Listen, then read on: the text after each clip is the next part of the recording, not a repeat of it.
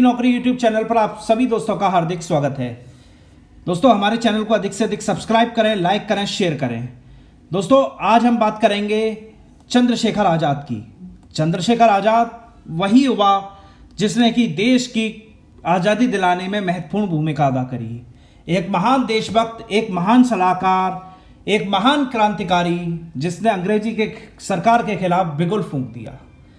1920 से 1930 का दशक ऐसा था जिसमें कि युवा क्रांतिकारियों का बोलबाला था और चंद्रशेखर, राम प्रसाद बिस्मिल, भगत सिंह जैसे युवाओं ने अंग्रेजी सरकार की नींवें हिला दी।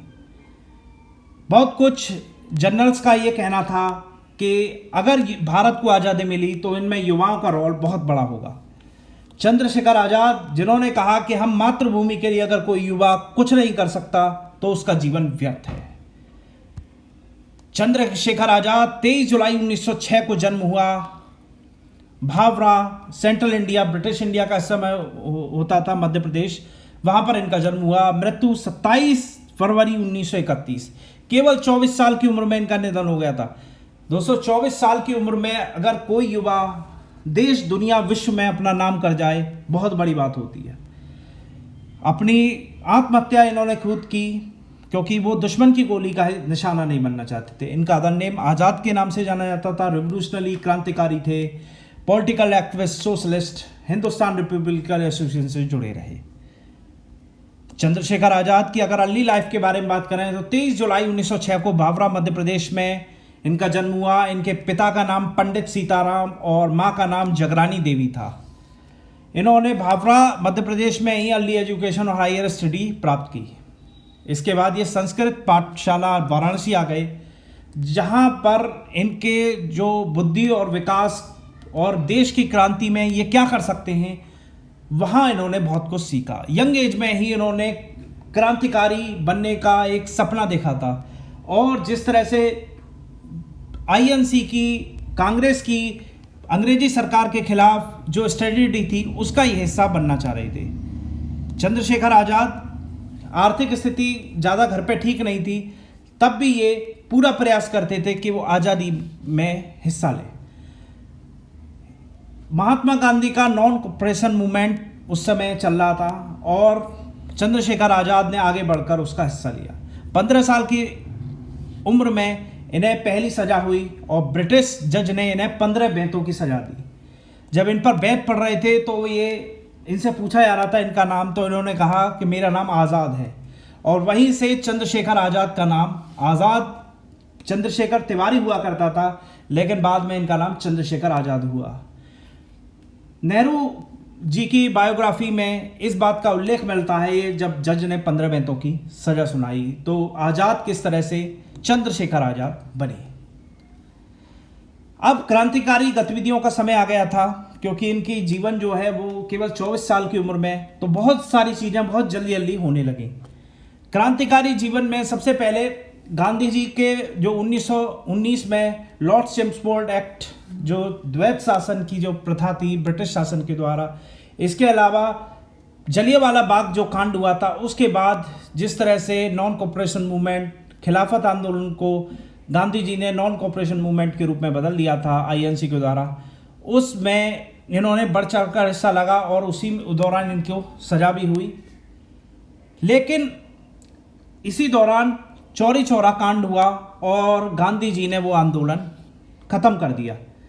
वायलेंस को गांधी जी ने कहा कि हम वायलेंस को नहीं मानेंगे, अगर वायलेंस होता है इस आंदोलन में तो मैं बिल्कुल इस आंदोलन के साथ नहीं हूँ। इसके बाद चंद्रशेखर आज़ाद जिस तरह से भारत में बिगुल बच चुका था अंग्रेजी सरकार की नींवें हिलाने का, गांधी जी के इस बात से चंद्रशेखर आज़ाद सहमत नहीं थे। उन्होंने कहा कि जिस तरह से आंदोलन चल रहा था, शांति के साथ चल रहा था, अगर एक घटना हो गई तो उस घटना की वजह से क्यों आंदोलन रद्द कर दिया गया, जबकि अंग्रेजी सरकार काफ़ी डरी हुई थी। चंद्रशेखर आज़ाद को ये चीज़ पसंद नहीं आई और उन्होंने गांधी जी के सत्य अहिंसा का मार्ग छोड़कर अब रिवोल्यूशनरी या क्रांतिकारी गतिविधियों में शामिल हो गए, जहां पर उन्होंने ऐलान कर दिया कि अब मैं चुप नहीं बैठूंगा और ब्रिटिश शासन को जिस तरह से मैं जो भी करूं उससे ब्रिटिश शासन कमज़ोर पड़े, चाहे उसके लिए मेरी जान क्यों न चली जाए। ऐसा यहाँ से क्रांतिकारी गतिविधियों की शुरुआत हुई। नॉन कॉपरेशन मूवमेंट के एंड के बाद ही आज़ाद ने अपने अल्टरनेट तलाशने शुरू कर दिए और इनकी मुलाकात हुई राम प्रसाद बिस्मिल से, जिनकी फाउंडर थे हिंदुस्तान रिपब्लिकन एसोसिएशन, और यहीं इनकी मुलाकात हुई प्रणवेश चटर्जी से, जिन्होंने की क्रांतिकारी गतिविधियां उस समय सबसे पहले चला रहे थे। सबसे पहले राम प्रसाद बिस्मिल ने ये शुरुआत करी थी HRA के गठन के बाद, और चंद्रशेखर आज़ाद भी उस टीम का हिस्सा बने। और जिस तरह से रिवोल्यूशनरी फंड को, रिवोल्यूशनरी आंदोलन को या क्रांतिकारी गतिविधियों को चलाने के लिए फंड्स की जरूरत थी, तो ये चोरी डकैती भी करने लगे, अमीर लोगों को निशाना बनाने लगे चंद्रशेखर आज़ाद, राम प्रसाद बिस्मिल। लेकिन इन्होंने सोचा कि हम इस तरह से इन जो लोग हैं, अमीर लोग हैं, इनको क्यों लूटें, हम अंग्रेजी सरकार को लूटना चाहिए, अंग्रेजी सरकार को लूटकर उसके धन को संचित करना चाहिए, जिससे हमारी ये गतिविधियां तेज हो सकें। और यही कारण रहा काकोरी कांड का। काकोरी कांड जिसका आइडिया दिया था राम प्रसाद बिस्मिल ने, लेकिन उसमें चंद्रशेखर आज़ाद की भी बहुत बड़ी भूमिका थी। चंद्रशेखर आज़ाद के साथ कई ऐसे लोग जिन्होंने की काकोरी कांड की जो डकैती है उसको अंजाम दिया। चंद्रशेखर आज़ाद ने सबसे पहले, बिस्मिल ने जो सिक्योरिटी लूप होल्स थे ट्रेन के अंदर, उनको एक प्लान बनाया और चंद्रशेखर आज़ाद ने भी उसमें सहयोग किया। सबसे पहले इन्होंने 8 नंबर डाउन ट्रेन जो कि शाहजहांपुर से लखनऊ जा रही थी, काकोरी होते हुए, स्टेशन होते हुए, उसमें लूटपाट करने का प्लान बनाया और वहाँ पर ट्रेन को रोका, जिसमें गार्ड को कब्जे में किया और 8,000 रुपये और गार्ड केबिन में घुस गए। इस दौरान फायरिंग भी हुई रेवोल्यूशनरी, और जो आर्मी थी वहाँ पर एक पैसेंजर की डेथ भी हुई। चंद्रशेखर आज़ाद के साथ कई लोग इसमें नामजद हुए और अंग्रेजी सरकार ने राम प्रसाद बिस्मिल, अशफाक उल्लाह खां समेत कई लोगों को फांसी दी। इससे चंद्रशेखर आज़ाद का मन बहुत दुखी हुआ। इन्हें झांसी में कैद भी हुई उस दौरान, लेकिन बाद में ये फ्री हो गए। इसके बाद इनका मोड़ आया लाहौर कांस्पिरेसी, जो लाहौर कांड हुआ था, जिसमें कि भगत सिंह अहम भूमिका थी। अगर हम चंद्रशेखर की पूरी लाइफ देखें तो इन्होंने सामने आकर अटैक नहीं करा, इन्होंने किसी ना किसी लोगों को आगे कर राम प्रसाद बिस्मिल को काकोरी कांड में आगे करा, और लाहौर केस में भगत सिंह को। चंद्रशेखर खुद जाना चाहते थे, लेकिन भगत सिंह ने इसलिए रोका कि कोई और व्यक्ति नहीं था जो कि एसोसिएशन को आगे बढ़ा सके। इसके बाद कानपुर HRA का जो हेडक्वार्टर था वहाँ पहुँच गए जेल से छूटने के बाद, और वहाँ इनकी मुलाकात भगत सिंह, राजगुरु और सुखदेव जैसे लोगों से हुई। जहाँ पर HRA जो कि राम प्रसाद बिस्मिल की बनाई हुई थी, उसका नाम चेंज कर दिया हिंदुस्तान सोशलिस्ट रिपब्लिक एसोसिएशन, और भगत सिंह इसके हेड बनाए गए। 30 अक्टूबर 1908 को साइमन कमीशन भारत आया, जिसका लाला लाजपत राय के द्वारा काफ़ी विरोध किया गया, और पुलिस ने जिस तरह से लाठीचार्ज किया, जिसमें लाला लाजपत राय की इंजर्ड हुए और बाद में 17 नवंबर 1928 को मृत्यु हो गई। क्रांतिकारियों के मन में काफ़ी रोष था इस घटना के बीच, और इस घटना का बदला लेने के बारे में क्रांतिकारी सोच रहे थे।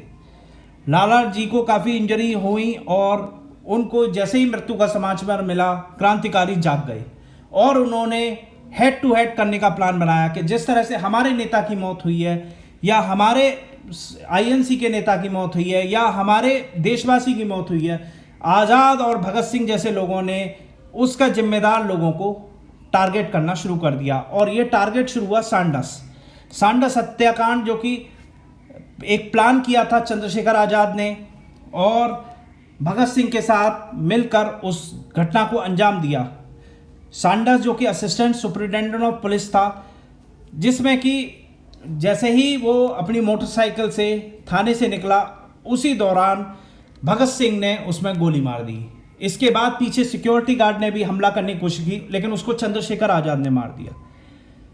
इस तरह इसके बाद मोस्ट वांटेड की लिस्ट में चंद्रशेखर आज़ाद, भगत सिंह, ये सभी लोग आ गए।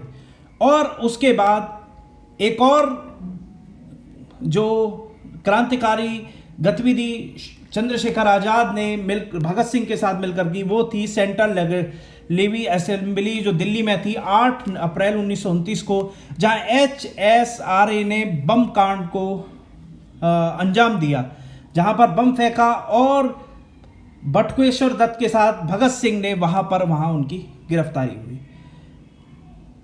जिसके बाद धीरे धीरे जो क्रांतिकारी संगठन थे वो कमज़ोर पड़ने लगे। इसी दौरान चंद्रशेखर आज़ाद भी अपने आप को छुपाते रहे, कई जगह वो अंडरग्राउंड भी हुए। लेकिन इसी दौरान भगत सिंह को ट्रायल के बाद में फांसी भी हो गई थी उसमें, और चंद्रशेखर आज़ाद ने भगत सिंह को बचाने के लिए नेहरू से लेके कई अच्छे अच्छे वकीलों के पास गए, लेकिन जिसमें कि किसी ने उनकी हेल्प नहीं करी कि ब्रिटिश जनरल से मिलकर उनकी जो फांसी की सज़ा है उसको उम्र कैद में चेंज किया जा सके। लेकिन इसी दौरान ये घटनाएं चल रही थी और चंद्रशेखर आज़ाद का भी नाम बिल्कुल आ गया था सामने कि ये सब चीज़ें चंद्रशेखर जो आज़ाद हैं वो सलाहकार के रूप में पीछे हैं। इसी दौरान ब्रिटिश राज ने उनके ऊपर 30,000 रुपये का इनाम रख दिया। इतनी बड़ी अमाउंट रखने के बाद बहुत सारे ऐसे मुखबिर थे जिन्होंने कि चंद्रशेखर आज़ाद के बारे में इंफॉर्मेशन ब्रिटिश को पहुंचाना शुरू कर दिया। एक ऐसा दिन था कि 27 फरवरी 1931 चंद्रशेखर अपने मित्र के साथ एक अल्फ्रेड पार्क इलाहाबाद में मीटिंग कर रहे थे और यहीं पर पुलिस आ जाती है। चंद्रशेखर आज़ाद को चारों तरफ से देख लेती है, उन्हें सरेंडर के लिए कहती है। काफ़ी दोनों में गोलीबारी भी हो सकती है। इस दौरान चंद्रशेखर की बंदूक से 3 पुलिसकर्मी भी मारे जाते हैं, लेकिन जब उनके जो बंदूक में गोलियां हैं वो कभी एक बजती है तो उन्होंने कहा कि मैं सरेंडर नहीं करूंगा, मैं अपने प्राण त्याग दूंगा, लेकिन अंग्रेजी सरकार को जीते जी अपने राज नहीं फाश करने दूंगा। तो इसी दौरान चंद्रशेखर अपनी कनपट्टी पर बंदूक रखते हैं और देश के लिए शहीद हो जाते हैं। तो 224 साल का लड़का जिसने कि बिना सरेंडर करे अपने जीवन या अपनी जवानी देश के लिए न्यौछावर कर दी, कहीं ना कहीं हम लोगों में एक क्रांतिकारी जो भावना है या उस समय की जो क्रांतिकारी भावना है उसको जागृत किया।